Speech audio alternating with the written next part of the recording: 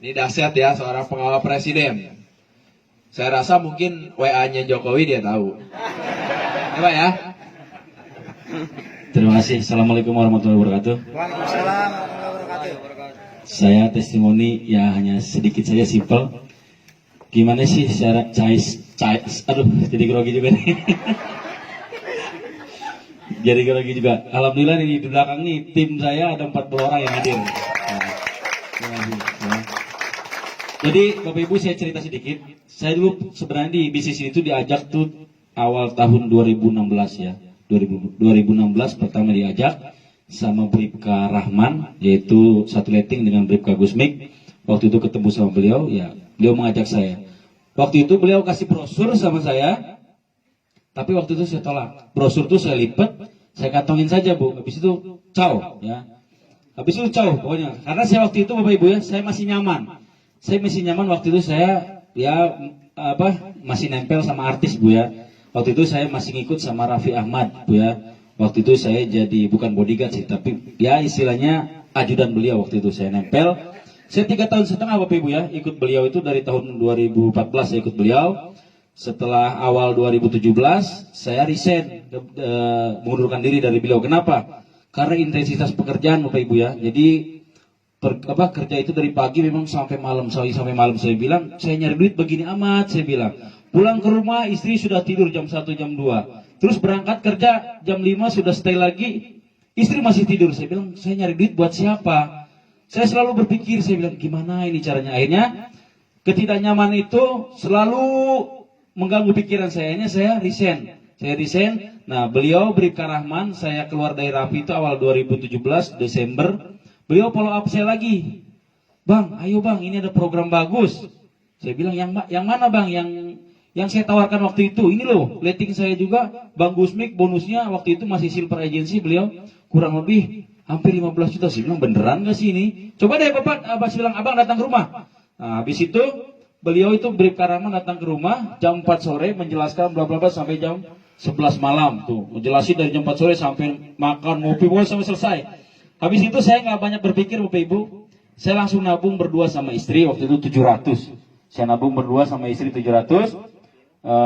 Saya nggak banyak pikir. Saya waktu itu kan anak saya umur 2 bulan. Saya berpikirnya gini, anak saya laki-laki. Saya bilang, waduh ini anak saya umur 6 tahun, 7 tahun, minta disunat. Namanya anak laki-laki Bu, kita pengen disunat. Apalagi anak pertama kan pengen rame-rame nih, ngundang teman, ngundang apa. Saya bilang, jangan sampai saya bilang jatuh ke lubang yang sama. Saya dulu nikah ini jadi curhat ya Bu. Jadi saya nikah waktu itu pinjem bank Bapak Ibu ya. Saya masih inget nih, 2009-2008 saya nikah, pinjem bank Bapak Ibu 50 juta, potongan hampir 6 tahun. Ya buat begitu aja Bu, buat acara. Saya bilang kalau saya nanti nyunatin anak saya minjem bank lagi buat ngadain acara anak saya, artinya saya selama ini kemana saja? Berarti saya jatuh ke lubang yang sama. Akhirnya saya nabung berdua sama istri 700. Setelah Bang Rahman pulang, istri saya mulai bisik-bisik tuh Bu. Ya hati-hati loh, banyak investasi bodong. Saya bilang, mulai terganggu lagi pikiran saya bilang, ya udah tenanglah, saya bilang bismillah aja. Saya bilang masa sih, saya bilang Bang Rahman sama Bang Gusmik mau ngejerumusin kita, kayaknya beliau mau membantu kita ya. Habis itu saya telepon lagi Bang Rahman sama Bang Gusmik, Bang saya bilang, ini gimana? Saya bilang, saya boleh nabung sama istri tapi nggak boleh ngutik-ngutik dari gaji. Kan bingung Bu, ya kan? Gaji udah pas-pasan, nabung 700, nggak boleh ngutik-ngutik lagi dari gaji. Tambah bingung saya. Udah waktu itu Bang Rahman sama Bang Gusmik bilang, udah Bang, gak usah bingung. Abang buat daftar nama mulai dari sekarang. Siapa yang mau Abang presentasi? Alhamdulillah waktu itu Bapak Ibu, saya Januari buat daftar nama rekan-rekan saya presentasikan ada sekitar 8 orang. Dan Alhamdulillah dari 8 orang itu ada 5 Bapak Ibu yang nyangkut. Dari 5 yang nyangkut itu Alhamdulillah bulan saya dapat elit, bulan depannya bonus itu Februari itu bonus pertama saya 971.000. Alhamdulillah. Nah setelah itu Bapak Ibu, saya mulai buat daftar nama lagi dan Alhamdulillah bulan keduanya saya dapat elit lagi Bapak Ibu, dan bulan ketiga saya dapat elit. Jadi saya duplikasikan lagi ke mitra-mitra saya dan Alhamdulillah saya di bulan kelimanya masuk posisi TA, di bulan ketujuh saya masuk posisi leader agency, dan pas tepat 1 tahun kemarin saya Januari 2018 saya mencapai posisi brown agency Bapak Ibu. Jadi intinya di bisnis ini Bapak Ibu ya, sukseskan dulu kalau bisa orang-orang kita di bawah. Insya Allah kalau orang-orang kita di bawah, kita juga otomatis sukses. Ya mungkin testimoni saya dari sekian Bapak Ibu. Saya ikut ini kenapa sih Bapak Ibu? Saya bilang saya bukan nggak bersyukur Bapak Ibu ya, digaji sama negara. Sampai detik ini pun saya masih ngontrak Bapak Ibu ya. Sampai detik ini masih ngontrak. Karena apa? Maaf ya, gaji saya dinas sudah hampir 15 tahun, artinya gaji saya masih di bawah standar Bapak Ibu ya. Masih di bawah standar dengan kehidupan Jakarta ini tingkatannya sangat tinggi sekali.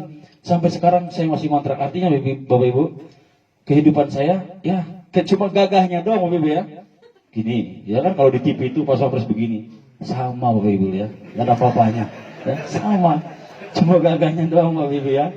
Makanya saya bilang kenapa saya mau jalankan 3i Bapak Ibu, saya bilang saya di TNI, gaji saya sudah hampir 15 tahun masih di bawah 5 juta Bapak Ibu.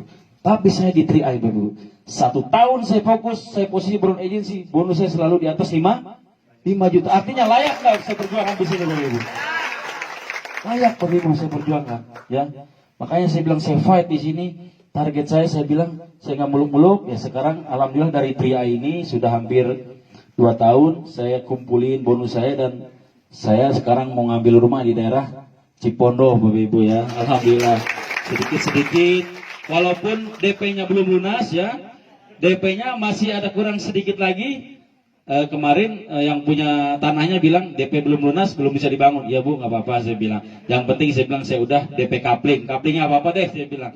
Yang penting saya ikhtiar. Saya bilang impian saya Bapak Ibu, yang pertama ini saya pengen buat rumah buat anak dan istri saya. Karena saya 14 tahun Bu, ya itu saya bilang pindah-pindah tempat, udah kayak pengungsi. Ngontrak sini, ngontrak sana, ngontrak sini, ngontrak sana. Sampai sekarang di Jakarta ini saya udah keliling 4 kali pindah kontrakan Bapak Ibu, Jakarta Barat ya. Pertama Kampung Bali, dari zaman bujangan di situ sampai nikah kena banjir terus, akhirnya pindah. Pindah ke sini Bapak Ibu, di Kedoya. Di Kedoya di dekat Pesing situ kena banjir lagi, pindah lagi Bapak Ibu. Pindah lagi Kampung Bali ke tempat asal, mula lagi. Dari situ kena banjir lagi, akhirnya sampai sekarang saya di Kedoya 4 kali Bapak Ibu saya pindah kontrak dan